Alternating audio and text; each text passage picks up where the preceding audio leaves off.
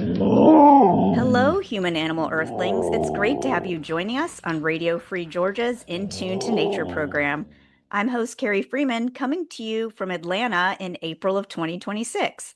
And I'm excited today that we're going to be talking about the fascinating life of a wildlife conservationist, George Schaller, who since the 1950s pioneered the fieldwork of living peacefully amongst wild animals like snow leopards, gorillas, lions, tigers, pandas, and Gobi bears that inspired the likes of humane conservationists like Jane Goodall and Dianne Fossey, among others. Schaller also created parks and preserves all around the world to save vital wilderness habitat. Why have most of us never heard of him? To tell us about Schaller's adventurous life and groundbreaking work is our guest Miriam Horn, the biographer who wrote Homesick for a World Unknown: The Life of George B. Schaller. This book just came out in 2026 with Penguin Press. Our guest, Miriam Horn, is an author of 3 other books. She's a journalist, a filmmaker, and an environmental advocate, working for many years at the Environmental Defense Fund and the U.S. Forest Service in Colorado. Her writings and photos from her biography on George B. Schaller can be found at her website, miriamhorn.com. Welcome, Miriam. Great to be here, Carrie. Now, can you tell us first why I don't recall ever hearing about this groundbreaking wildlife conservationist George Schaller before? I'm not even sure I'm pronouncing his name right. Am I? You are. I am, okay.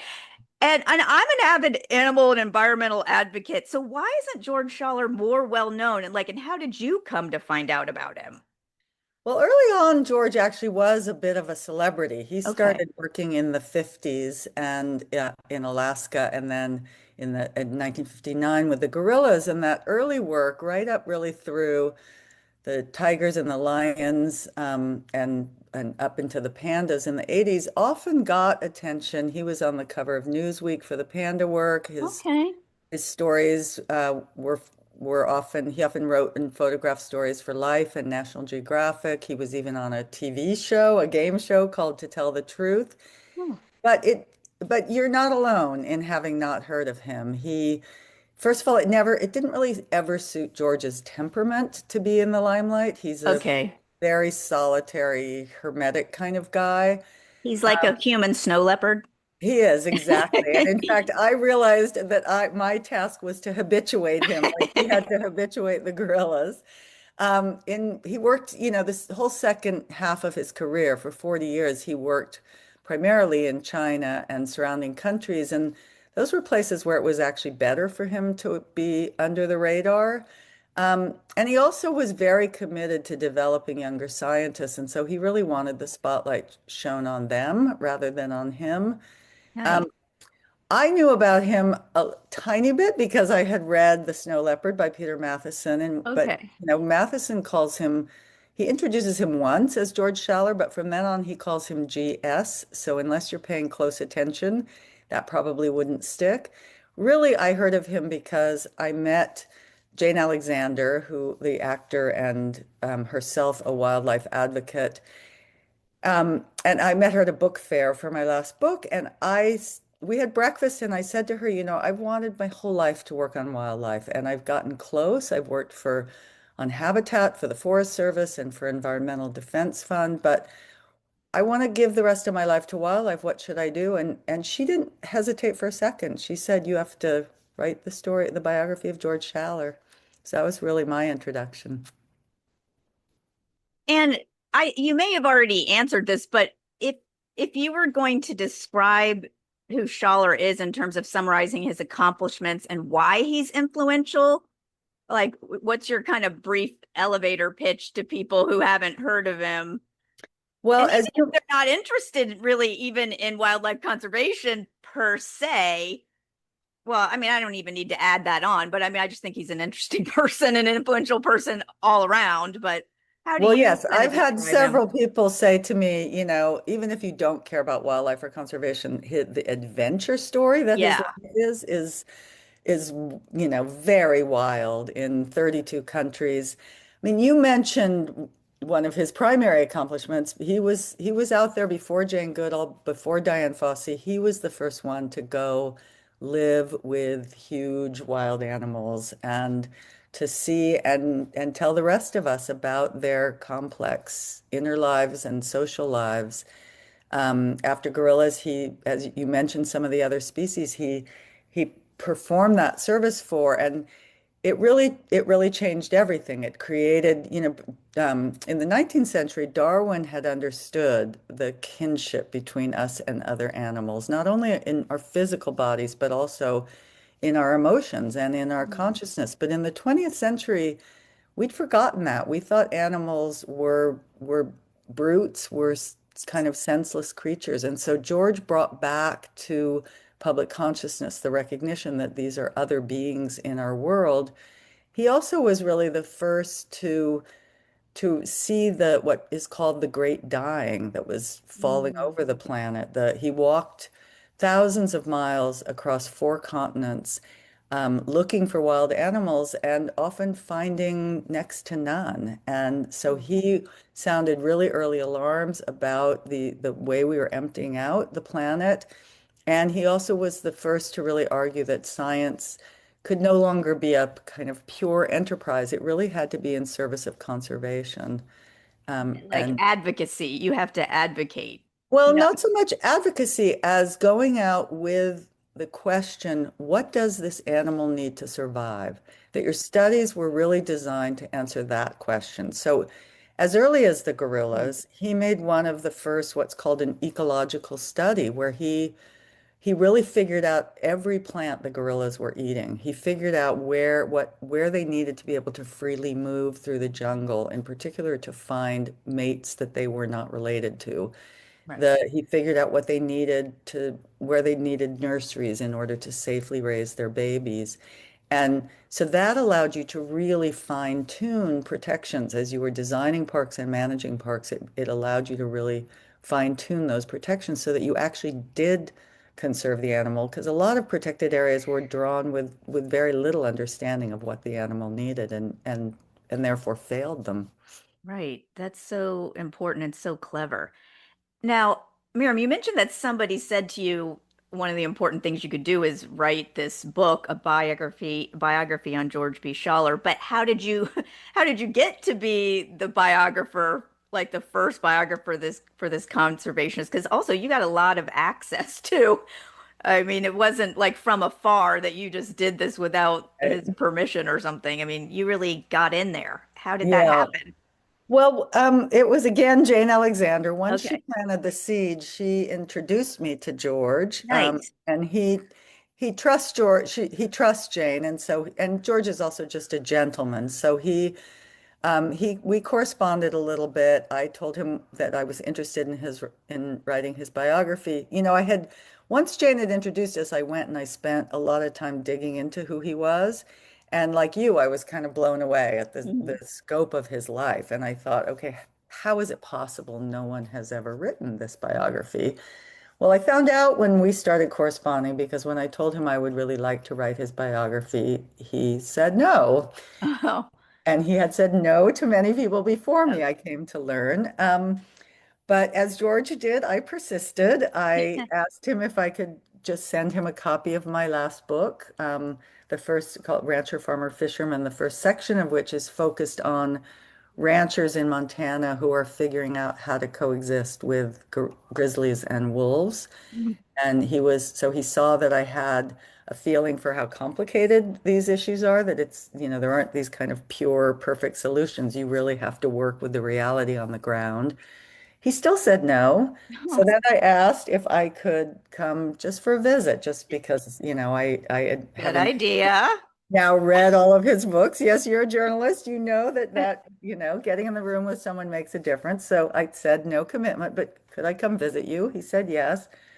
The first day I arrived, now I met his wife Kay, and she said no, and that no, that they really were not interested. And I said okay. We talked for quite a while, and I said okay, well, we don't have to make a decision today, but I just will lay out there that if you did do this, I would really need to have access to everything. I'd want to interview you many times, your family, see your family photo albums, read your family correspondence. And I just thought I better lay that all out there. Yeah.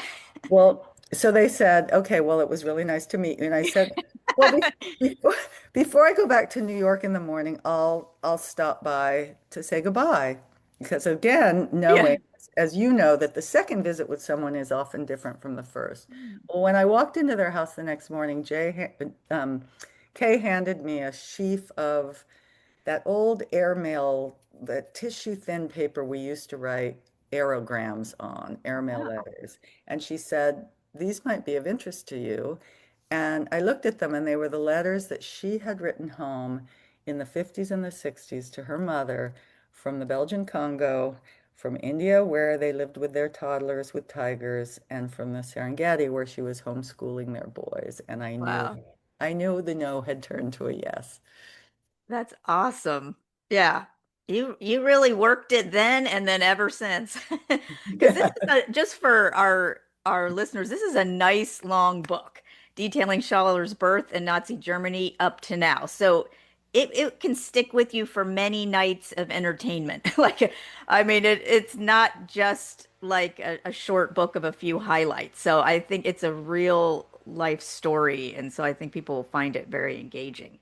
Now, I like how you started the book with a provocative statement, and I quote, he would be torn limb from limb, unquote. Tell us why that belief in wild animal violence helps us understand what was unique about Schaller's more peaceful, engaged conservation approach at the time in the 1950s. Well, when the idea was broached, and it had kind of been hatched by his PhD advisor at the University of Wisconsin, George thought he was doing an ornithology PhD, and then his advisor, John Emlyn, said, well, would you like to go study gorillas in the Congo?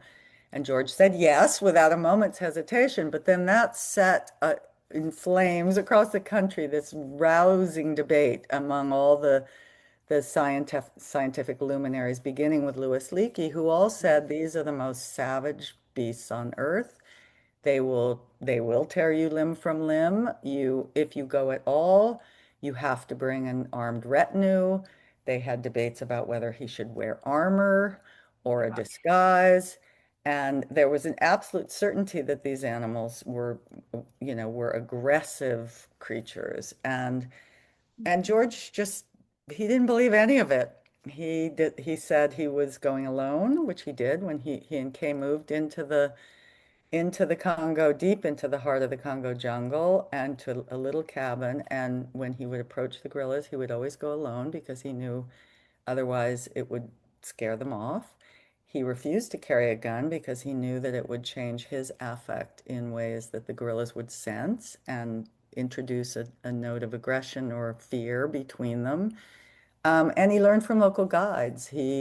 Including the most important lesson, which his first guide, Reuben, taught him, said if a gorilla charges you, don't run. And George, in fact, stood his ground. The first time a gorilla charged, it was a bluff. And he was just so incredibly patient. It took him weeks before he even really got a look at the gorillas. And these were miserable conditions. It was raining most of the time, this icy rain. He was in these thick nettles and spiny vines on these very steep slopes, and walking and walking and seeing nothing. But once he started figuring out where the gorillas were, he started to go and he would just sit quietly for hours in a place where they could see him. And soon enough, he saw that they're vegetarians. They Yeah. spend most of their time laying around eating Yeah. and napping. The famed silverback he's huge and impressive, but I liken him to kind of camp counselor. He decides when everybody goes down for nap time. And soon they just accepted him as, they live with many different animals in the jungle, and soon he just became another one of those. And then it actually became more than that.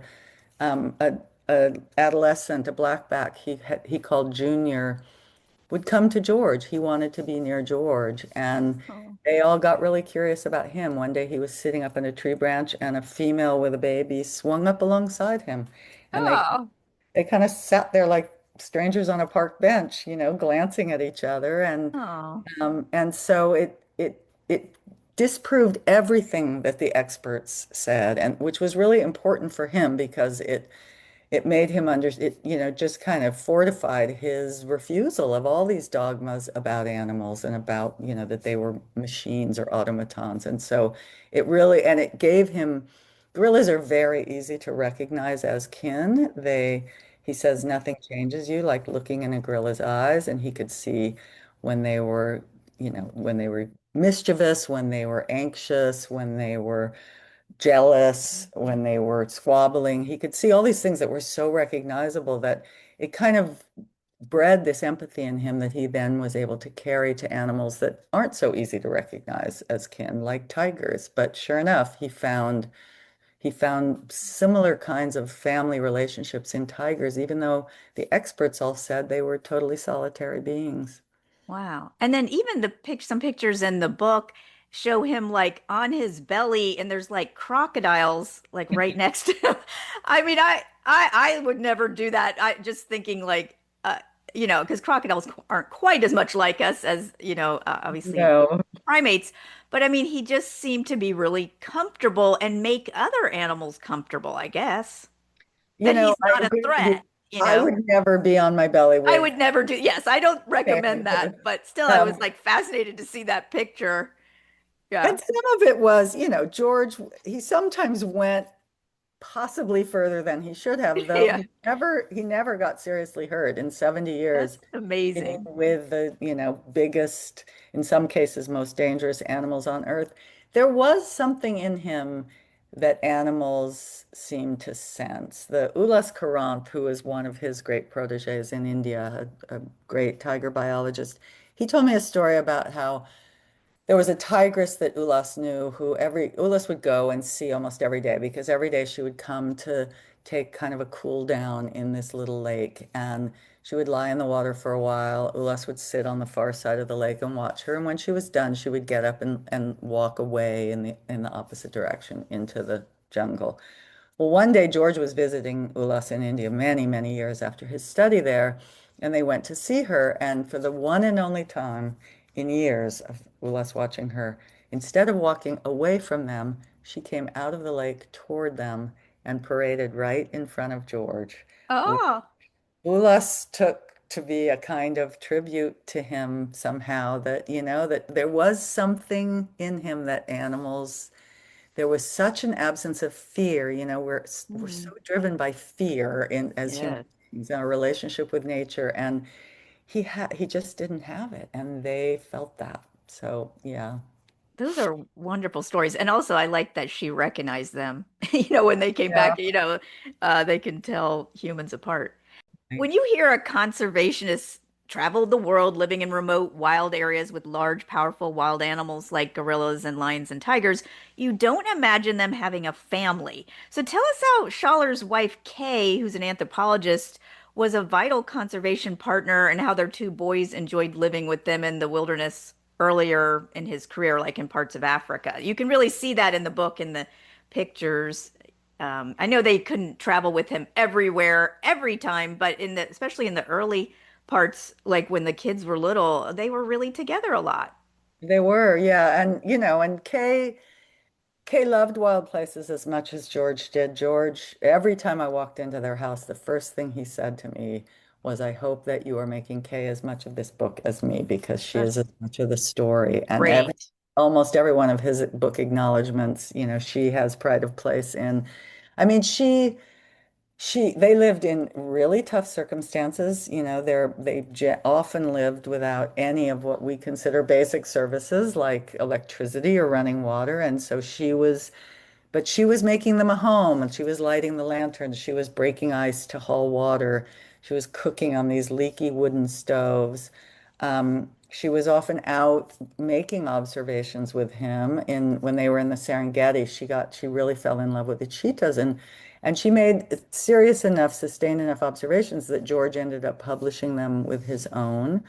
She was very socially graceful in a way that George was not. And so she was often in the position of kind of smoothing relations with other Yeah. people. That included Fairfield Osborne, who was the head of the New York Zoological Society and George's funder early on, who was a very kind of clubby guy who, and George, the last thing George could do was chit chat.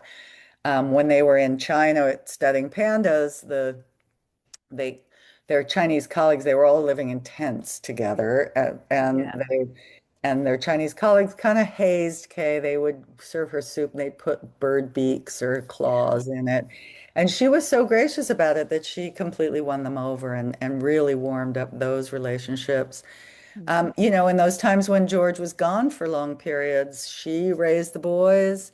She edited George's books. She kept up his correspondence and Wow. she kept their household running. So, she was utterly essential. The boys themselves really loved their life. I mean, they took it for granted in ways, like a lion would be killing Oh something my to the God. Jeep and they would be deep in their comic book. Or, I mean, it was such, they had their stuffies in outside, there were the real animals. And so sometimes it just became ordinary for them in a really funny way. But they got to have adventures like, few kids ever get to have. They went out camping with their dad in the Serengeti and loved it when the lions would circle the tent roaring. They were out with George in Brazil lassoing those caiman, those crocodiles, and fishing for piranha. Mark rode, his younger son Mark rode camels with him across the Taklamakan Desert. I mean, they really had a life and they both turned into scientists. They're both PhD scientists. Wonderful. Now, I was struck by Schaller's role in protecting pandas, the great pandas, including from being taken into captivity at zoos, because here in Atlanta, we've had, pandas at our zoo. I don't go to zoos, but can you tell us about his work in China with the great pandas? Well, it was really one of his hardest trips. It was really hard physically because those are very high, cold, wet bamboo jungles, really hard to penetrate. Pandas are also impossible to see. Mm.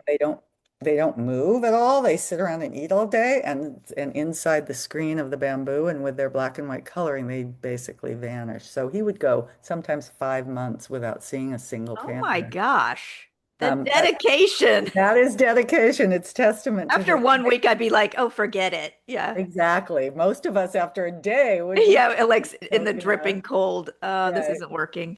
But culturally, it was even harder. He was the first Westerner ever invited in to study the pandas because it was 1980 and his stature was already so great in the world. But the Cultural Revolution had just ended, and so China was still, there had been a big turn against science in China. It was Mm. still a time of intense suspicion and people informing on one another and Byzantine politics. And as you mentioned, there was this awful fight against, there was this awful frenzy to what they called rescue pandas. Pandas eat only bamboo, and there was a isolated bamboo die-off, which got exaggerated to suggest that the pandas were all starving. They were not. The pandas have dealt with bamboo die-offs plenty of times in their millennia of existence, and just by moving to somewhere where the bamboo was fine. But this trumped up rescue mission ended up with many, many, many. There were only 1,000 pandas, and a third of them ended up taken into captivity. Many of them died there, Oh. or were never freed again. And so George was fighting this very tough battle to get it to stop. He finally did succeed in getting the captures to stop, and in turning around the story. I mean, one of the really inspiring things about his life is but he turned the story around on every single one of the animals he worked on. Many of them were sliding toward extinction, and he turned the story around and got enough scientists, younger scientists, invested and trained that they have all of these animals are actually moving, are recovering, thanks to the Ah, work. that is just a remarkable legacy. If you're just joining us on Radio Free Georgia, this is In Tune to Nature, and I'm host Carrie Freeman, talking with environmental writer and advocate Miriam Horn about a fascinating biography she wrote about the pioneering conservationist George Schaller, titled Homesick for a World Unknown: The Life of George B. Schaller. You can see photos from this book and learn more about her writing at the website miriamhorn.com. Miriam, the elusive snow leopard was a species George Schaller worked hard to study across various nations in dangerous political situations at times. Can you tell us a bit about his work protecting snow leopards? Well, it was really kind of his totem animal. He saw his first one in Pakistan in 1970. He was only the second Westerner ever to see one. And because of that trait in him that we were just talking about, it was a mother with a cub who somehow let him stay near the two of them for a full week. He slept Wow. near the snow leopard. He got to watch them day after day after day. She even brought her cub out of, she had shoved her cub into a cleft in the rock to protect it, but over time she would lie there with her eyes closed while her cub played around and George was just, a few hundred yards away. Wow. So he took the very first pictures of snow leopard ever taken in the wild, and then he couldn't really get them out of his system. He ended up working, they have a 12 country range, and he worked in 11 of those countries. Um, Gosh. Again, one of his main strategies was to really inspire and mentor young scientists to continue the work. So in China, he took out a young woman for her very first field experience, and they ended up co-authoring a paper about the really critical role that Tibetan Buddhist monasteries play in protecting snow leopards. I had the amazing Oh, experience in October of trekking with a protege of his in Nepal who grew up herding yaks, her family's yaks, and she is now Nepal's leading snow leopard conservationist. So, wow. what, what the challenge for snow leopards that I saw at close range in Nepal is that if their prey animals get hunted out, they turn to domestic animals. And if they Okay. kill domestic animals, they generally get killed in return. By So the humans who by the are human. ranching or farming. Exactly. Yeah. Exactly. So what became clear in Nepal was that the way to protect the snow leopard was to protect the livestock. So Tsering Lamulama, the young Nepali conservationist who George trained, so she works with communities to build these very sturdy stone corrals that protect the animals at night and to use these strobe lights that scare off the cats. But that kind of reconciliation between human and animals increasingly became the focus of George's life because he saw it was the only way these animals were going to survive, as if the humans were also safe and that they all shared the same ecosystem. They all Yeah. depended on the grasses and the forests remaining healthy. So, we all kind of rise or fall together. I like that. Now, what were some of the things that Schaller's research uncovered about various wild animal capabilities that help us see these fellow animals with more respect? I mean, you kind of got to this in the beginning when you like, it is funny to me to think that people once thought that gorillas were terrifying because I've grown up since the 1970s and that's not the impression, that I got as a child. But so, in earlier times, people really misunderstood animals, and it seemed like a lot of Schaller's work and Kay Schaller's work, and the scientists they worked with helped us really understand more subtleties and nuances about animals.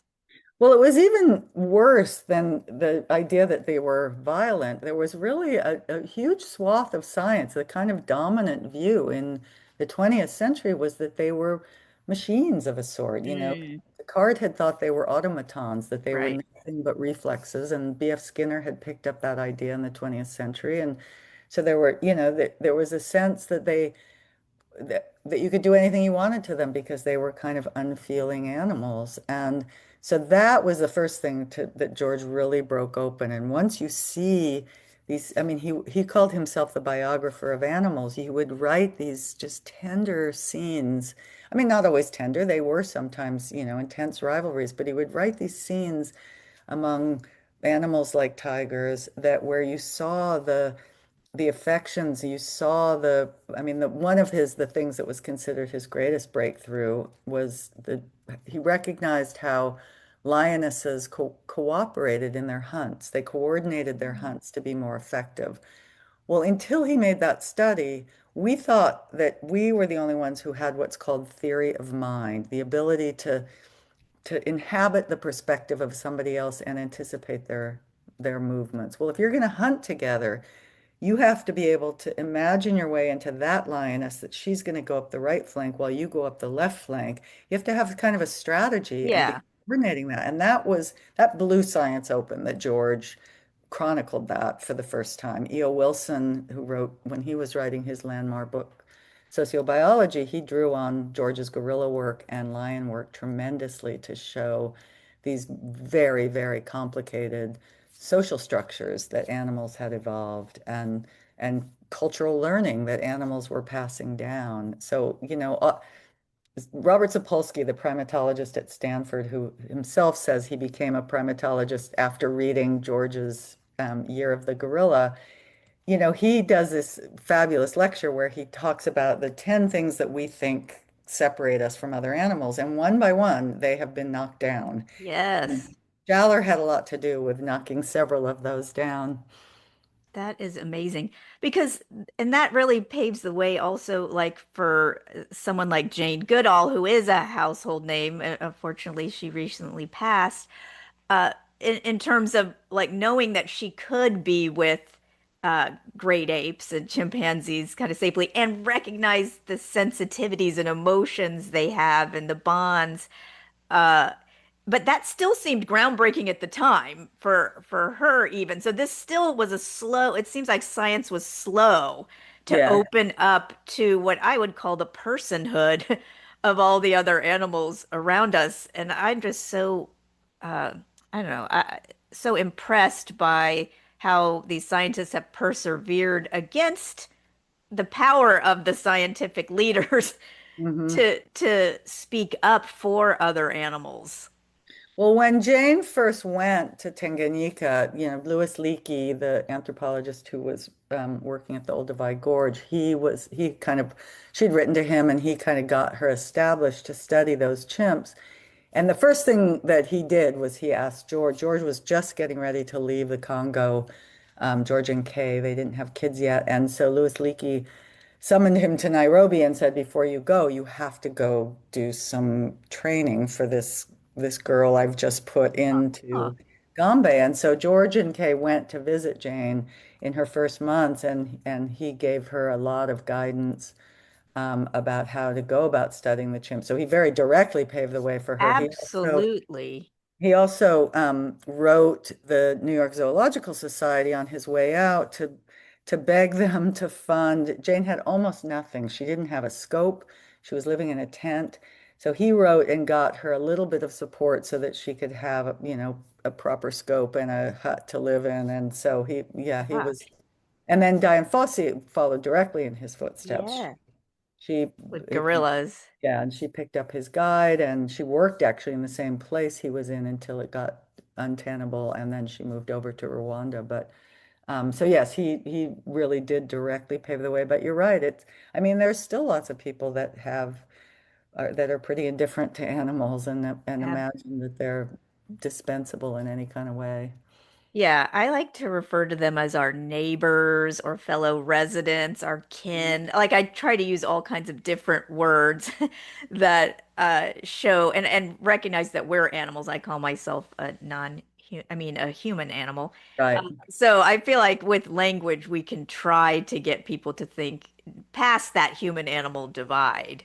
So Yes. we need the science to show us these things to pave the way for belief in animal consciousness. So I love how you also mentioned culture because we live in a multicultural world and it's not just with human cultures, it's with all these other animal cultures that have been documented by really brave, uh, tenacious people like George and Kay Schaller. Now, you mentioned that a lot of times he's training local scientists. Was there a certain scientist that you want to mention that became very prominent? Because sometimes in these smaller countries, like you might mention that there really wasn't funding for science, or a lot of the local people didn't even think it was possible for them to be able to make a living as a scientist, or Right. didn't know how to respect the animals or how valuable they were, these wild animals that they lived with. And it seemed like a really big legacy of the Schallers was training younger uh, biologists or scientists so that when the Schallers left, other people protected those tigers and snow leopards and pandas.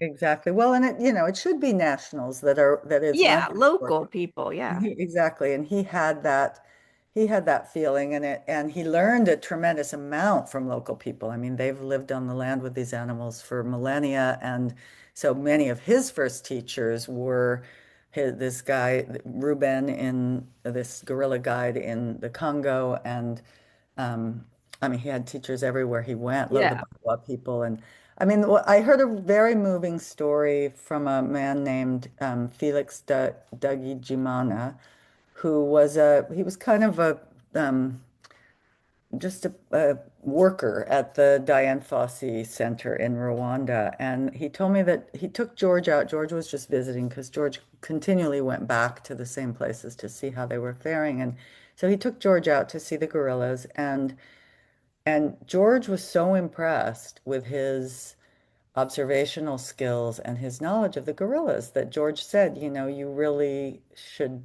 get your degree and take on a leadership role here. And Yeah. Felix told me that until Schaller said that to him, he had never conceived of himself as a scientist. And Wow. that was the turning point. And indeed, he went and he got his degree, and he became the first Rwandan head of the Fossey Center. He's Oh, the head wow. now. And I'm also hearing from scientists since the book has gone out into the world. I've been getting really moving correspondence. A young scientist in Pakistan wrote to me asking me if I could help him find the data that George was keeping on the size of Marco Polo sheep horns in Pakistan in the 1970s. I could, in fact, help him. I read 20,000 pages of George's field journals, which are at Whoa. Yale.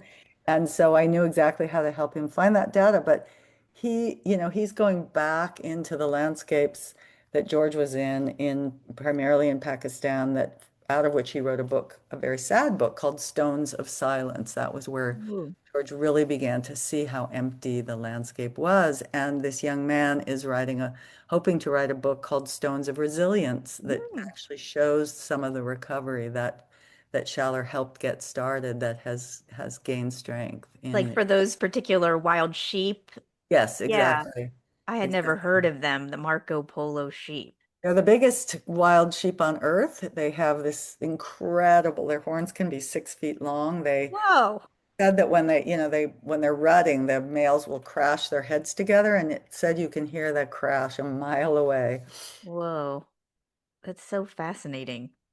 And can you tell us about a few of the parks and preserves that Schaller played a role in creating to preserve habitats around the world? I like how in your book you have a world map that shows these parks across so many continents. I was really just so like flabbergasted, so impressed that somebody could make such an impact.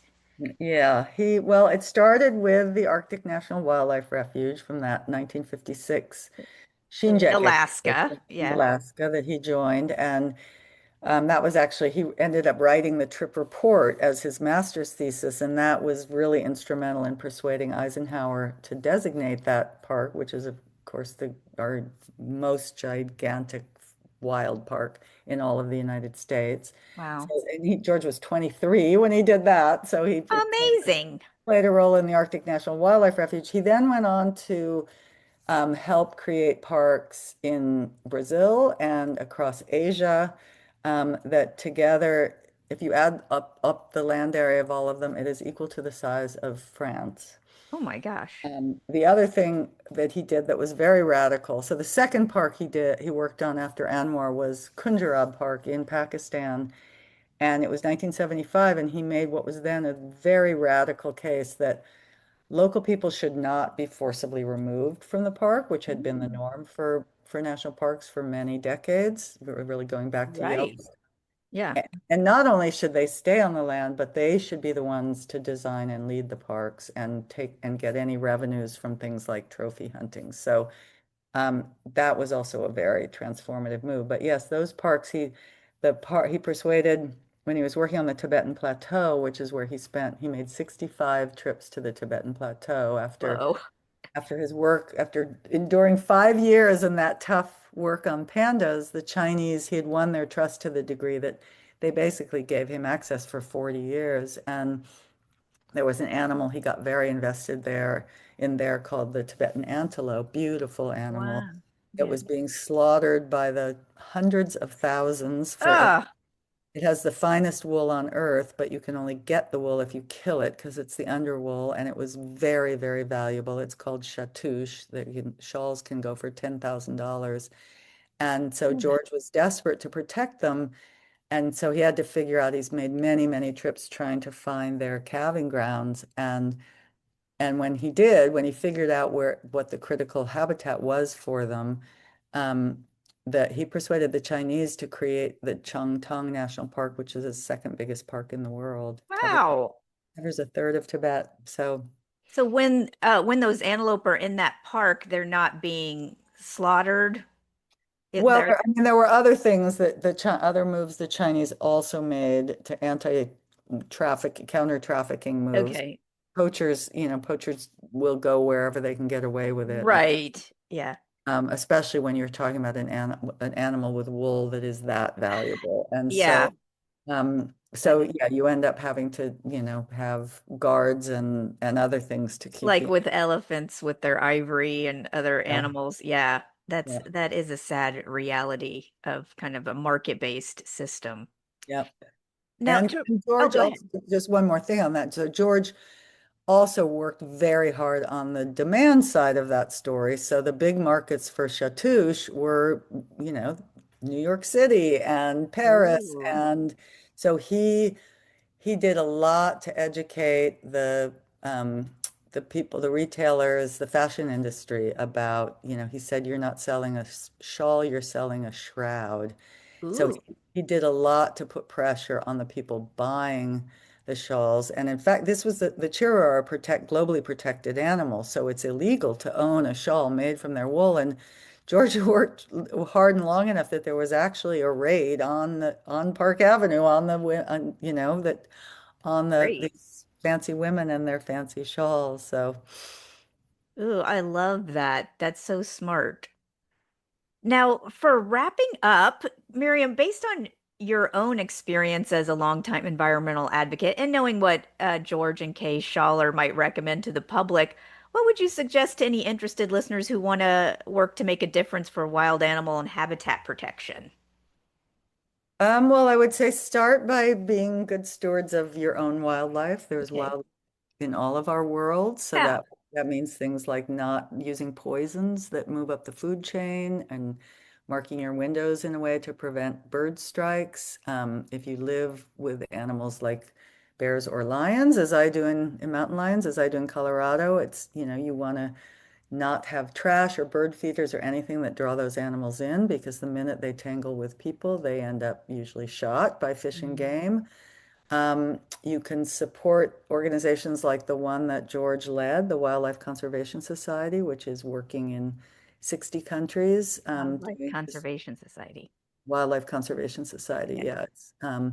And they do incredible work in 60 countries, nearly all of it led by nationals, following in that model that George built. And then you can, exercise your political power and ask Congress, the Endangered Species Act has been under assault. You can ask your congressman to stand up for the Endangered Species Act. You can ask them to rewrite policies that have agencies out killing predators on the Yeah. wolves on the thinnest of pretexts, usually because people have been careless. Yeah. You can encourage the building of road crossings where many animals get killed crossing Yeah. roads. Like the wildlife overpasses and underpasses Exactly. on any of our roads. I love Exactly. that.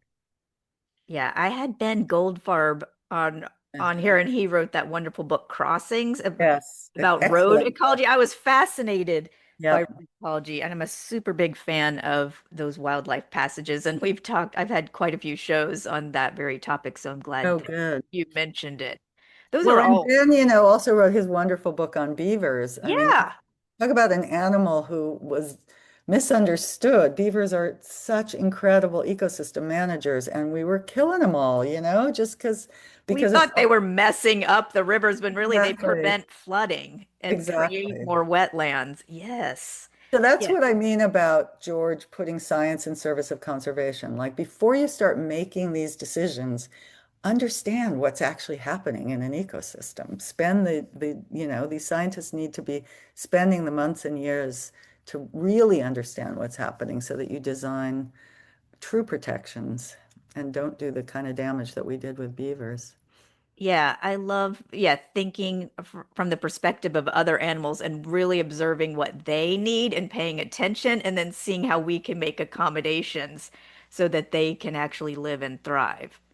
That's And so often they, fantastic. as I said, often they and what we need and what they need are the same things. Mm. The nomadic herders that coexist with these animals on the Tibetan plateau, they need healthy grasses. They need the freedom to move, unobstructed by fences and roads that just like the wild animals do. So it's often not that you have to, divide the pie. It's often that it's really one pie that we're all relying on. Yeah, we're all interdependent beings, and there's also these kind of quote unquote ecosystem services that are being provided by so many other animals. So also we need to remind ourselves how much we need them and how much they do for us instead of some people seem to just look at other animals as pests. Yes. I hate the word pest. I don't Yeah. tend to use it, so I always am saying it as a derogatory term here. Yeah. Well, and Well, we rain down disasters on ourselves as we did with COVID. COVID came mm, out of the fact that we have torn up so many habitats and driven wild animals into proximity with one another and proximity with people that would never have happened in an intact ecosystem. And then these viruses start jumping across species and becoming real menaces. So one of the programs WCS, Wildlife Conservation Society has is called One Health, recognizing again that, our health is all completely intertwined. yeah, I love the One Health movement where, yeah, it says that public health for humans and animal rights and welfare and environmentalism, like we need health across other animal species and nature for humans to also be healthy.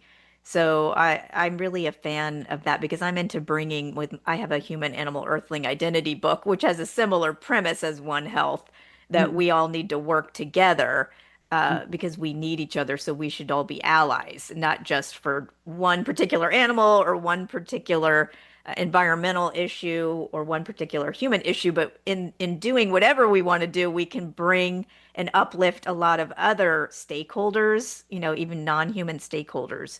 And it's important to see that how everything connects, so. that's Well, right.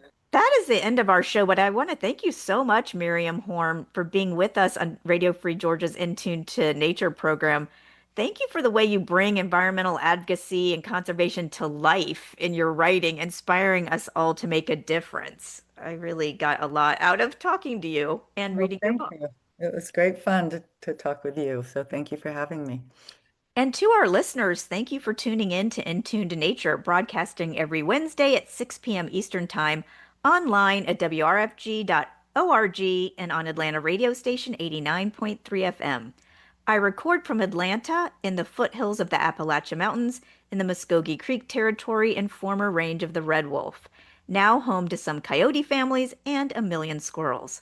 You can access action items, news, and podcasts on the show's website, wrfg.org/intune to nature. The views and opinions expressed on this show do not necessarily reflect those of WRFG, its board, staff, or volunteers. I'm one of those volunteers. I'm host Carrie Freeman, asking you to please support independent, non commercial media like Radio Free Georgia at wrfg.org. And remember to take care of yourself and others, including other species like the wild and free living animals we share the world with. Thank you for listening. Cheers.